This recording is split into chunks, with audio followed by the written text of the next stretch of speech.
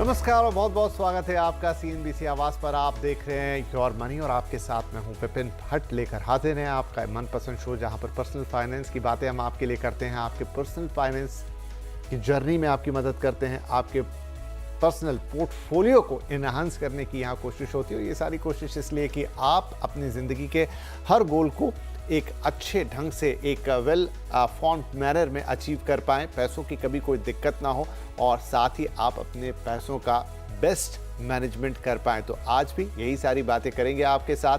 आप जानते हैं हम तक कैसे पहुंचना है। जस्ट कार्यक्रम शुरू करने से पहले बता दें, yourmoney@nw18.com, इस पर आप अपने सवाल हमें भेज सकते हैं। 7045220000 ये एक और जरिया है जहां आप हमें सीधे व्हाट्सएप करके अपने सवाल भी भेज सकते हैं।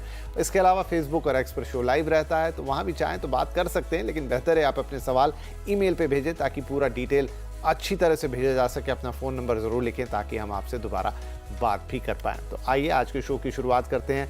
आज हमारे साथ कार्यक्रम में शामिल हो रहे हैं ऑप्टिमा मनी मैनेजर्स के MD पंकज मटवाल साहब, जिनसे हम ढेर सारी बातचीत करेंगे, आपकी फाइनेंशियल प्लानिंग करवाएंगे और साथ ही कुछ खास आपको बताएंगे। तो आज जो विशेष है, आज का जो स्पेशल है वो है, तो सबसे पहले तो पंकज जी गुड इवनिंग और बहुत बहुत स्वागत है आपका।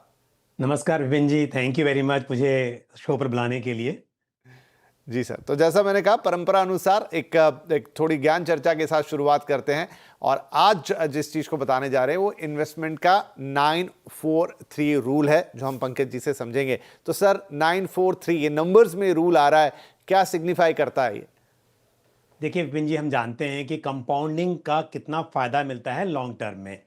तो हर व्यक्ति चाहता है कि वो ज़्यादा से ज़्यादा वेल्थ क्रिएट कर सके, लेकिन ये बात समझना बहुत ज़रूरी है कि जितनी जल्दी आप शुरुआत करेंगे उतना ही फ़ायदा होगा। क्योंकि पहले जितना पैसे इकट्ठा करना चाहते हैं, मान लीजिए कि आप चाहते हैं कि 1 करोड़ रुपया बने, तो उदाहरण के तौर पर अगर मैं कहूं कि आप 12% का CAGR मानकर चल रहे हों, तो 50,000 रुपये महीने की SIP से आपको 9 साल लगेंगे 1 करोड़ रुपया बनाने के लिए।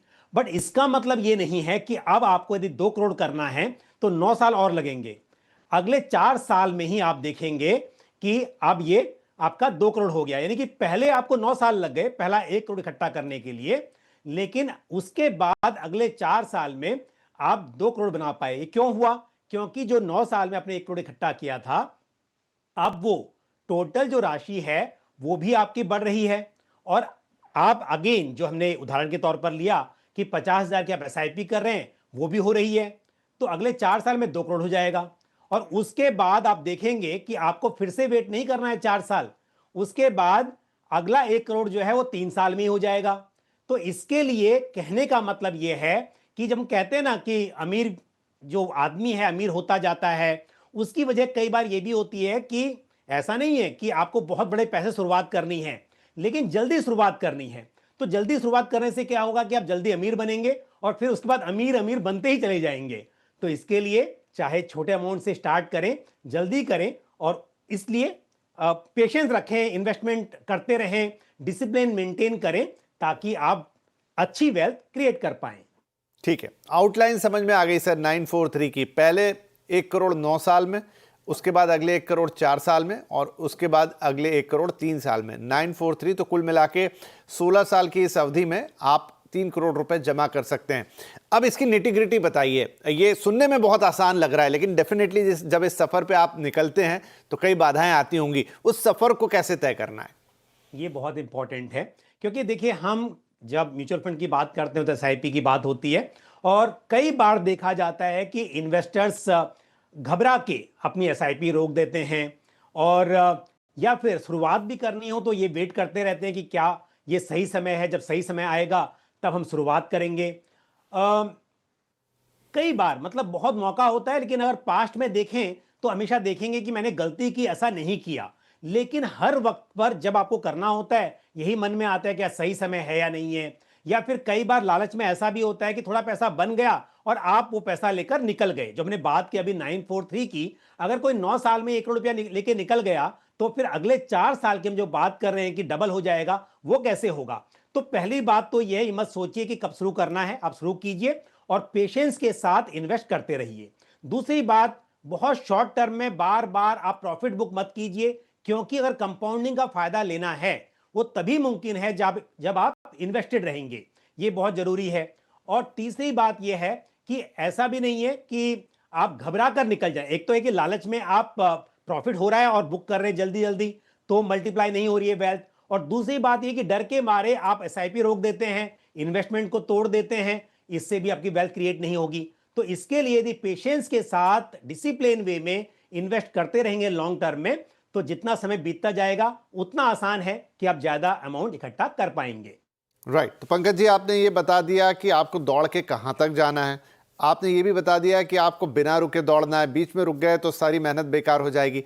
अब ये भी बता दीजिए कि दौड़ते वक्त क्या ख्याल रखना है, मतलब कैसे जूते पहने, साथ में क्या लेके चलें ताकि वो बीच में रुकने का मौका ना आ जाए। बिल्कुल। देखिए, इसलिए जरूरी है कि आप जब भी कहीं इन्वेस्ट कर रहे हो तो ये नहीं कि आप रिसेंट की परफॉर्मेंस देखकर वहां पर इन्वेस्ट कर दें, क्योंकि अगर डिसीजन गलत हो जाएगा आपका तो डेफिनेटली आप ज्यादा समय तक नहीं चल पाएंगे। या तो लॉस हो रहा होगा तो नहीं कर पाएंगे, या आपको दिक्कत आएगी उसको कंटिन्यू करने में, तब नहीं कर पाएंगे। तो हमेशा एक बात ध्यान रखिए कि आप अपने रिस्क एपेटाइट के हिसाब से अपने निवेश की अवधि को ध्यान रखते हुए आप निवेश करें, सही चुनाव करें। किसी भी एसेट का, किसी भी स्कीम का चुनाव जो करना है सही करना है। दूसरी बात यह भी है कि ना ज्यादा लालच करें और ना ही आप बहुत ज्यादा डरे हुए रहें, क्योंकि जो ग्रीड एंड फियर है वही एक बहुत बड़ी प्रॉब्लम है। होता यह है कि कई बार आपने देखा होगा कि चाहे हम किसी पर्टिकुलर मार्केट कैप की बात करें, स्मॉल कैप को ले लीजिए कि बहुत निवेश कर दिया, या हम सेक्टर से थीम की बात कर दें कि आपने पीएसयू थीम में, डिफेंस थीम में, किसी में बहुत ज्यादा एक्सपोजर ले लिया, ये सोचकर कि पिछले कुछ समय में यहां पर रिटर्न्स बहुत बेहतर रहे हैं, और फिर नुकसान हो जाता है। तो इस तरह से जो सिलेक्शन है वो ये नहीं कि आप शॉर्ट टर्म की किसी पर्टिकुलर सेगमेंट की या सेक्टर की, थीम की परफॉर्मेंस देखकर करें। और दूसरी बात ये घबरा कर, तो घबराहट में भी क्या होता है, कई बार निवेशक इन्वेस्ट ही नहीं कर पाते। और ऐसे में आपने देखा होगा, अगर आप ये देखेंगे कि कोई एसेट क्लास रिटर्न्स ही बहुत कम दे रहा है, इन्फ्लेशन को भी बीट नहीं कर पा रहा है, तब भी शायद वेल्थ क्रिएट नहीं हो पाएगी।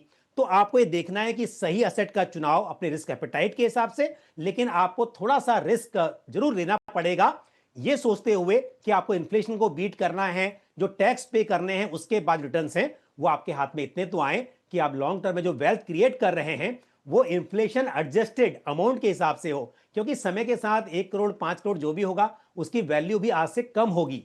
तो इसके लिए सही तरीके से निवेश करना, पेशेंस रखना, और ज्यादा डर भी नहीं रखना है और साथ में लालच भी नहीं करना, ये बहुत ही इंपॉर्टेंट है। राइट। इस पर आखिरी सवाल सर, कि बाकी सब समझ में आ गया, लेकिन ये बहुत लंबी जर्नी है, मतलब 15-16 साल की, और एक लंबा पीरियड होता है जब किसी की भी व्यक्ति के जीवन में बहुत सारी चीज़ें घट सकती हैं। कभी कोई ऐसी परिस्थिति आ जाए, कभी कोई ऐसा मौका आ जाए जहां आपके पास कोई चारा नहीं है, या तो आपको पैसे निकालने पड़ गए, या आप पैसे नहीं डाल पाए, आप रुक गए।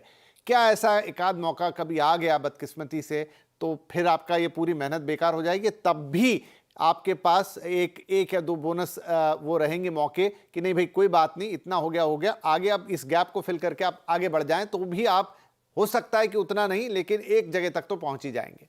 बिल्कुल विपिन जी, बिल्कुल मुमकिन है। अभी तो मैंने ये सिर्फ समझाने के लिए सिंपल कैलकुलेशन की, लेकिन आप देखिए यदि हम बात कर रहे हैं यहां पर लॉन्ग टर्म की, तो यदि 16 साल की बात की जाए तो 16 साल में चाहे आपका कोई बिजनेस हो या आप एम्प्लॉयमेंट में हो, उम्मीद की जाएगी कि आपकी इनकम बढ़ती रहेगी।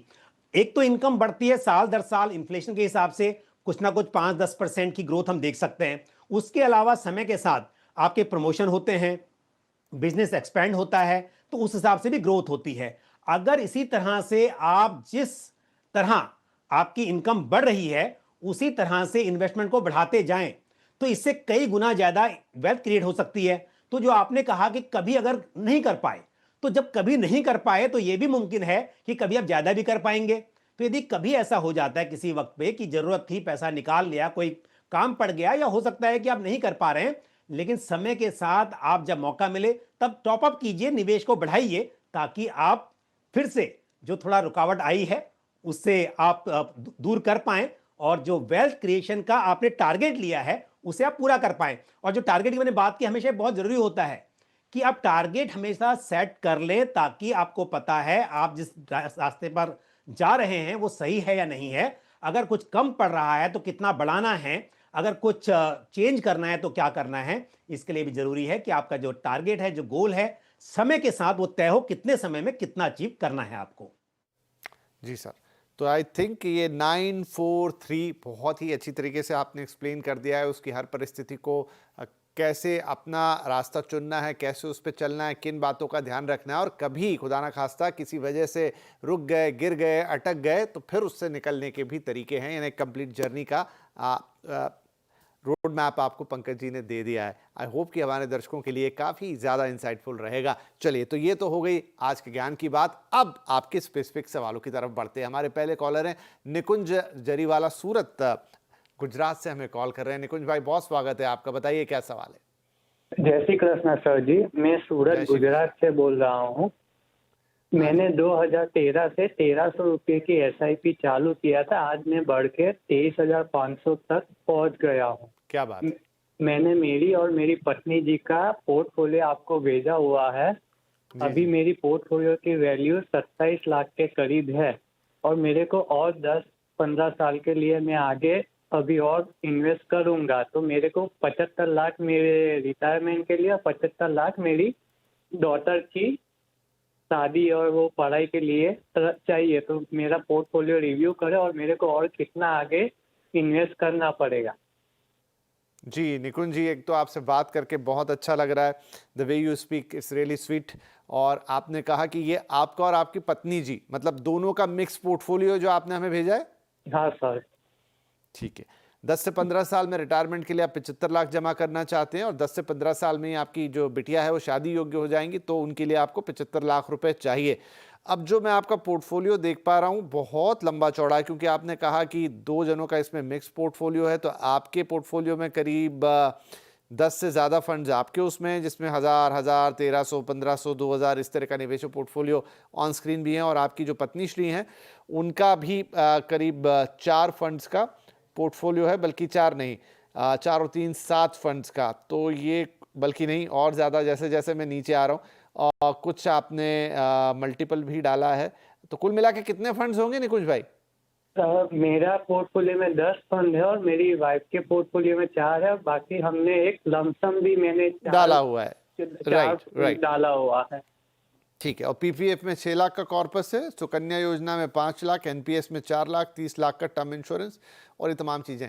तो पंकज सर, बड़ा इंटरेस्टिंग है ये। पति पत्नी दोनों ने मिलके एक पूरा पोर्टफोलियो तैयार किया है। उसका जो गोल है वो भी बिल्कुल साफ साफ है। बस ये कि फंड्स दोनों के मिला के करीब 15 के ऊपर हैं। बाकी आप बताएंगे कि इनको अपने लक्ष्यों की प्राप्ति के लिए यहाँ से आगे कैसे बढ़ना है। निकुंज जी, पहली बात तो यह है कि आपने निवेश की शुरुआत की है, म्यूचुअल फंड का रास्ता चुना है, तो बहुत सही है और आप कुछ सोचकर इन्वेस्ट कर रहे हैं। लेकिन आपके पोर्टफोलियो में कुछ सुधार की जरूरत है और वो आपको करना चाहिए मेरे हिसाब से। पहले हम टारगेट की बात कर लेते हैं, क्योंकि हमने टारगेट सेट किया, ये बहुत अच्छा है। गोल सेट हमेशा करना चाहिए कि कितना पैसा आपको चाहिए। लेकिन आपको एक बात बता दूं कि आपने इन्फ्लेशन यानी कि महंगाई जो होती है उसका शायद ख्याल नहीं रखा है। आपने कहा कि 75 लाख रुपए आपको चाहिए रिटायरमेंट के लिए, लेकिन अगर मैं 6% की भी महंगाई दर मानकर चलूं तो 15 साल के बाद जो आप बात कर रहे हैं 75 लाख की, उसकी वैल्यू आज के 31 लाख के आसपास होगी। तो 31 लाख से यानी आप 30-31 लाख रुपए किसी के पास हो तो उसे रिटायरमेंट प्लानिंग नहीं हो पाएगी। जब आप खुद इतना पैसा इन्वेस्ट कर रहे हैं तो आप देख रहे होंगे कितना आप अर्न कर रहे हैं, कितना आपका एक्सपेंडिचर है, तो शायद आपका जो टारगेट है वो सही नहीं है, इसे आपको बढ़ाना होगा। दूसरी बात, आपने बात की बच्चों की एजुकेशन, शादी के लिए भी 75 लाख रुपीज आपको इकट्ठा करने हैं। मैं आपको बता दूं, इन जनरल हम कहते हैं कि 6 से 7% की औसत महंगाई दर रहती है। पर अगर हम बात करें एजुकेशन की तो 10 से 12% की महंगाई दर यहां पर देखी जाती है। और यदि मैं 10% के हिसाब से भी एक कैलकुलेशन करूं तो 75 लाख की वैल्यू आज से 15 साल के बाद करीब 18 लाख के आसपास ही बचेगी। तो यह बात ध्यान रखते हुए आपको समझना चाहिए कि जो टारगेट है वो छोटा है, उसे बढ़ाना चाहिए। हालांकि निवेश की बात करें तो जितना आप कर रहे हैं दोनों मिलाकर जो आपकी SIP हो रही है 17,800 की और प्लस मतलब टोटल आपकी 23,800 की SIP हो रही है, उसके हिसाब से आप 75 लाख यानी 1.5 करोड़ रुपया हुआ, उससे भी ज्यादा की उम्मीद आप रख सकते हैं। लेकिन बात यही है कि टारगेट आपका छोटा लिया हुआ है, उसे बढ़ाने की जरूरत है। अगर मैं सिंपल एक कैलकुलेशन करूं यहाँ पर 12% के हिसाब से जो आप निवेश कर रहे हैं, तो 15 साल में करीब 2,61,00,000 रुपए आप इकट्ठा कर सकते हैं सिर्फ म्यूचुअल फंड से। और उसके अलावा पीपीएफ, सुकन्या समृद्धि योजना, एनपीएस में जो लमसम है उसमें क्योंकि आपको कंट्रीब्यूट भी करना होता है एवरी ईयर, वो भी आप करेंगे तो उससे भी एक राशि इकट्ठा होगी। लेकिन फिर भी जो आपने सोचा 1.5 करोड़, उसके डबल तो हो जाएगी जो आप निवेश कर रहे हैं उससे, बट उससे भी ज्यादा आपको करना चाहिए। तो एक तो टारगेट बढ़ाइए, समय के साथ में स्टेप अप कीजिए, साल दर साल बढ़ाते जाइए, जैसे जैसे कि इनकम बढ़े आपकी उस लाइन में आप टॉपअप भी कीजिए, ये बहुत जरूरी है। दूसरी बात, स्कीम को लेकर मैं कहूंगा कि शायद सिलेक्शन आपका सही नहीं है। हुआ ये है, जब शुरुआत की आपने स्कीम सही चुनी होंगी, पर समय के साथ क्योंकि ऐड करते गए बहुत स्कीम हो गई हैं, 10 स्कीम आपके पास हैं, 4 आपकी वाइफ की हैं, तो यहां बदलाव करना है। दूसरी बात, जो कंटिंजेंसी इमरजेंसी के लिए आपने 7 फंड चुने हैं, उनमें मेजरली आपने थीमेटिक फंड लिए हैं, स्मॉल कैप फंड लिए हैं। तो इमरजेंसी के लिए 50,000 के लिए 7 फंड ले लिए, और वो भी थीमेटिक और स्मॉल कैप मेजरली। तो यहां पर पहली बात, आपको डेट और कंजर्वेटिव हाइब्रिड फंड इस तरह के फंड्स में रखना चाहिए जो आपका इमरजेंसी का पैसा है। तो मैं कहूंगा कि ये 7 स्कीम में अगर आपका कोई लॉस नहीं हो रहा है, आप यहां से निकलकर, या थोड़ा लॉस भी है उसे बुक करके, यदि आप कम जोखिम वाले फंड्स में आएंगे तो वो कहलाएगा आपका इमरजेंसी फंड। इतना रिस्क नहीं लेते हैं इमरजेंसी के लिए, मेरे हिसाब से ये बदलाव करना चाहिए। दूसरी बात, जो आपका पोर्टफोलियो 10 स्कीम है उसमें अब देखेंगे तो फंड की चॉइस अच्छी नहीं है। उसमें बदलाव के लिए मैं सजेस्ट कर रहा हूं कि अगर 17,800 की एसआईपी करनी तो आप क्या कीजिए, 4 फंड लीजिए। कुछ नए मैं सजेस्ट कर रहा हूं, कुछ आपके एग्जिस्टिंग हैं। ICICI prudential multi asset fund में 5,000 की एसआईपी कीजिए। एचडीएफसी फ्लेक्सी कैप फंड में आप 5,000 की एसआईपी कीजिए। Motilal Oswal balance advantage fund में 3,000 की एसआईपी कीजिए, जिसमें आप कर रहे हैं already. Bajaj Finserv multi cap fund में 2,800 की, और एचडीएफसी स्मॉल कैप फंड में ऑलरेडी आप कर रहे हैं 2,000 की एसआईपी, उसमें आप कर लीजिए। तो इस तरह से सिर्फ 4 फंड्स आपके पोर्टफोलियो में, 5 फंड्स आपके पोर्टफोलियो में होने चाहिए, बाकी फंड्स को आप बंद कर दीजिए। आपकी वाइफ का जो पोर्टफोलियो ठीक है उसे आप जारी रखिए, उसमें बदलाव की जरूरत नहीं है। हाँ, एक काम जरूर कर सकते हैं, स्मॉल कैप में 2 फंड्स हैं, तो टाटा स्मॉल कैप फंड में एसआईपी रोक दीजिए, और उसका जो पैसा है उसे आप मेरे asset large and mid cap fund में ऐड कर दीजिए। तो तीनों फंड्स में थोड़े बदलाव हैं, आपके पोर्टफोलियो में बहुत ज्यादा है।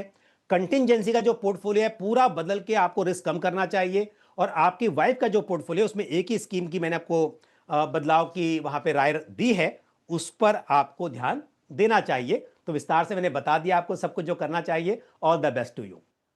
जी, चलिए, तो पंकज जी ने जितना डिटेल सवाल था उतना ही उसका डिटेल रिव्यू कर दिया है, क्या चेंजेस करने हैं और कितना आपको थोड़ा अमाउंट इंक्रीज करना है ताकि आप अपने लक्ष्यों तक पहुंच पाए, उसको फिर इन्फ्लेशन एडजस्टेड कैसे रखना है। देखिए, ये सारे फंडामेंटल्स हैं जो फाइनेंशियल प्लानिंग के साथ ज़रूरी है। सिर्फ पैसे को बचा के उसको निवेश कर देना ही काफ़ी नहीं है, उस पैसे का, उस बचत का आपको बेस्ट रिटर्न मिले, उसके लिए इन बातों का ध्यान बहुत ज़रूरी है। तो निकुंज भाई, बहुत बहुत आपको मेरी शुभकामनाएं। आप और आपकी श्रीमती जी, आप दोनों ने, क्योंकि ये एक बड़ी मेहनत से कहा आपने, 1,300 रुपये से सीधे 28-23 हज़ार तक आप पहुँचे। एक बड़ी प्यारी सी यात्रा है धीरे धीरे करके बचत की, तो उसका आपको मैक्सिमम बेनिफिट मिले। आई होप पंकज जी की सलाह से अब ये संभव हो पाएगा। हमारी शुभकामनाएं। चलिए, इसी के साथ एक छोटा ब्रेक ले लेते हैं। ब्रेक के बाद ऐसे ही कुछ और इंटरेस्टिंग सवाल।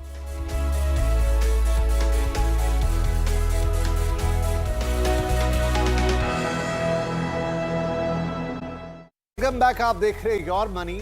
मैं विपिन आपके साथ बना हूं, और हमारे साथ मौजूद हैं पंकज जी, जो आपके सवालों के जवाब दे रहे हैं, आपकी फाइनेंशियल प्लानिंग करा रहे हैं। राइट, तो अब हमारे अगले कॉलर भी आ गए फोन लाइन पे। मिस्टर रुकबरन सिंह उत्तर प्रदेश से हमें कॉल कर रहे हैं। रुकबरन सिंह, स्वागत है आपका। उत्तर प्रदेश में कहाँ से बोल रहे हैं सर? सर, फर्रुखाबाद से। ओके जी, बहुत स्वागत है। बताइए क्या सवाल है। सर, मेरी एसआईपी चल रही है 31,000 का। इसमें सर मैंने 7 फंड्स ले रखे हैं, तो उसमें 2 फ्लेक्सी कैप हैं सर, और 2 स्मॉल कैप हैं। तो सर, ये फंड मेरे लिए ठीक है या नहीं है? इसको सर करवा दीजिए। जी।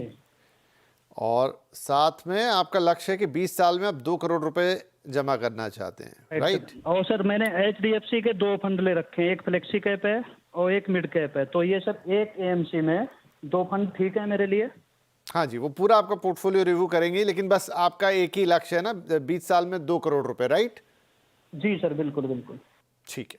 तो पंकज जी, 31,000 की SIP कर रहे हैं सिंह साहब, और सालाना 10% का स्टेप अप भी करेंगे, ये भी इन्होंने बोला है। अभी भले ही बातचीत में ना निकल के आया हो, बस इनका है कि पोर्टफोलियो रिव्यू कराना चाहते हैं और 20 साल में मौजूदा निवेश से 2 करोड़ रुपए जमा करना चाह रहे हैं। बिल्कुल। देखिए, पहली बात तो यह है कि आपने कहा एक ही एएमसी के यानी एचडीएफसी म्यूचुअल फंड की 2 स्कीम है आपके पास। मिड कैप अपॉर्चुनिटीज फंड भी है, फ्लेक्सी कैप फंड भी है, लेकिन मैं आपको बता दूं दोनों के फंड मैनेजर्स अलग हैं। तो 2 अलग-अलग फंड मैनेजर्स के स्टाइल का आपको बेनिफिट मिल रहा है, कोई दिक्कत नहीं है, एक ही एएमसी में है और एएमसी भी बहुत बड़ी है, तो टीम भी वहां पर रिसर्च की बहुत बड़ी है। आप 2 स्कीम रख सकते हैं, कोई यहां पर आपको घबराने की जरूरत नहीं है। दूसरी बात, आपने कहा कि फ्लेक्सी कैप में 2 फंड हैं, एक आपके पास जेएम फ्लेक्सी कैप और दूसरा एचडीएफसी फ्लेक्सी कैप। अब इन दोनों फ्लेक्सी कैप फंड की स्ट्रेटजी भी अलग अलग है, तो मेरे हिसाब से इसमें भी कोई दिक्कत नहीं है, ओवरलैपिंग बहुत ज्यादा नहीं है, आप दोनों फंड्स को रख सकते हैं। अगर नई शुरुआत होती तो शायद मैं कुछ और बताता, लेकिन क्योंकि ऑलरेडी कर रहे हैं और चॉइस भी अच्छी है, तो आप दोनों चीजें कि एक एएमसी के 2 फंड्स हैं और एक कैटेगरी के 2 फंड्स हैं, तो इस बात से ना घबराएं, आप बिल्कुल आगे इसे जारी रख सकते हैं। और जो स्कीम आपने चुनी है, सभी स्कीम साथ के साथ वो अच्छे फंड्स हैं, अच्छा डाइवर्सिफिकेशन है पोर्टफोलियो में, आप बिल्कुल इसे कंटिन्यू रखिए। अब मैं एक बड़ी खुशी की बात को बताता हूं, आप चाह रहे हैं कि आप 2 करोड़ रुपया इकट्ठा कर पाए 20 साल में। 20 साल का वक्त बहुत लंबा होता है, और जब यहां पर आप स्टेप अप करते हैं, क्योंकि आपने कहा कि 10% से निवेश की राशि को बढ़ाते रहेंगे, तो लॉन्ग टर्म में एक तो कंपाउंडिंग का बहुत बड़ा बेनिफिट मिलता है, उसमें यदि स्टेप अप कर दें तो फिर बहुत ही ज्यादा फायदा मिलता है। अगर मैं 12% के CAGR पर कैलकुलेट करूं, 31,000 की SIP अभी और 10% से स्टेप अप, तो 20 साल में निकल कर आ रहा है 5 करोड़ 78 लाख, 5 करोड़ 78 लाख रुपीस इकट्ठा करने की आप उम्मीद रख सकते हैं। तो आप सही रास्ते पर हैं। All the best to you. Rukbaran ji, तो सब कुछ सॉर्टेड है, बस जो बातें सर ने बताई हैं उनका ख्याल रखिए, और अच्छी बात है कि आपका लक्ष्य पूरा हो जाएगा। 943 ऑलरेडी सर पहले समझा चुके हैं। शो क्या है, फटाफट जितना समय एक और मेरे पास कॉल है, प्रमोद भट्ट साहब गुजरात से, उनका सवाल भी हो जाएगा। भट्ट साहब बोलिए, क्या सवाल है? बड़ौदा से बात हेलो। कर रही हूँ। हाँ जी, बताइए सर। हाँ सर, मैं 65 years old railway pensioner retired हूँ। मुझे जो जॉब्स मिले हैं उसमें 15 लाख रुपीस जो है मैंने सीनियर सिटीजन स्कीम में डाले हैं, और 15 लाख रुपए प्रधानमंत्री वय वंदन योजना में डाले हैं, और 18 लाख रुपए मैंने जो म्यूचुअल फंड्स में मल्टी कैप में लगाए थे, HDFC और ICICI, HDFC वैल्यू फंड और ICICI मल्टी कैप फंड, तो उनकी अभी जो 32 लाख है सर। ओके। और छुटपुट जो छोटे छोटे फंड है उसमें से 2-2.5 लाख, HDFC बैलेंस फंड में 2 लाख है, उसके अभी से डाले तो 2.5 लाख जैसा उसका कॉस्ट है अभी करंटली, और 15 लाख मुझे एक्सपेक्टेड है अब सितंबर में, और 9 लाख और एक्सपेक्टेड है अगस्त में, और 9 लाख मेरे बैंक में अभी सेविंग में पड़े। मेरा टारगेट है सर कि 2035 के एंड तक मैं 2 करोड़ का एक कॉप्स बना सकूं, और जो मेरे दोनों मैरिड डॉटर को मैं दे सकता हूं। कितनी बढ़िया बात है सर कि आप अपनी दोनों बेटियों को एक बढ़िया एक फाइनेंशियल गिफ्ट देना चाहते हैं, और जितना आपने बताया मुझे लगा तो आपके पास तो पैसे ही पैसे हैं फिर क्यों आप हमें कॉल कर रहे हैं। बट ठीक है, मौजूदा आपका जो निवेश है, आपने रिटायरमेंट के बाद बहुत अच्छी अच्छी जगह पे निवेश किया है। अब ये है कि 10 साल में, नेक्स्ट 10 ईयर्स में करीब करीब 2 करोड़ रुपए आपको बनाने, बिल्कुल जरूर मदद करेंगे आपकी। पंकज जी, क्या सलाह देंगे हम भट्ट जी को?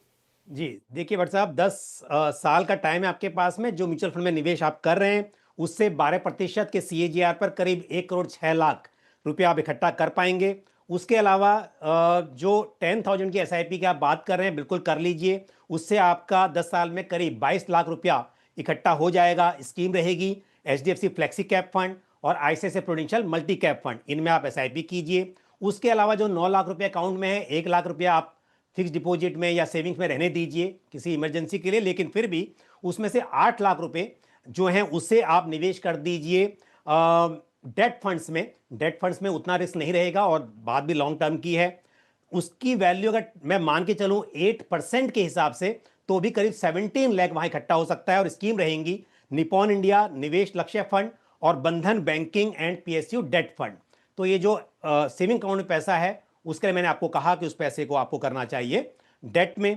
उसके अलावा जो आपका सीनियर सिटीजन सेविंग स्कीम का पैसा है जो निकल कर आ रहा है आपके पास में, जो मैच्योरिटी प्रोसीड्स, उसे आप हाइब्रिड फंड में निवेश कर दें, जिस पर आप यदि 10% की भी उम्मीद करेंगे तो करीब 59 लाख रुपए 10 साल में बन सकते हैं। और यहां पर स्कीम होगी HDFC बैलेंस एडवांटेज फंड और साथ ही ICICI prudential balance advantage fund. तो यहां हाइब्रिड स्कीम की मैंने आपको राय दी है। तो इस तरह से आप जो 2 करोड़ की बात कर रहे हैं वो बिल्कुल इकट्ठा कर पाएंगे। All the best to you, ऐसी उम्मीद हम रख सकते हैं। बहुत बहुत शुभकामनाएं आपको। और चूंकि आप अपनी पुत्रियों के लिए ये सोच रहे हैं तो बहुत ही अच्छी बात है, और रिटायरमेंट के बाद भी इतनी प्लानिंग कर रहे हैं, so all the best to you. और इसी के साथ समय हो गया है समाप्त। और पंकज जी बहुत बहुत धन्यवाद, आपने वक्त निकाला और आपने हमारे दर्शकों के सवालों के जवाब दिए और उनकी एक बेहतर फाइनेंशियल प्लानिंग में मदद की। हम सभी दर्शकों को जो पंकज जी के टॉप 4 फंड्स हैं उनके साथ छोड़ जा रहे हैं और कल मुलाकात करेंगे। Till then bye bye.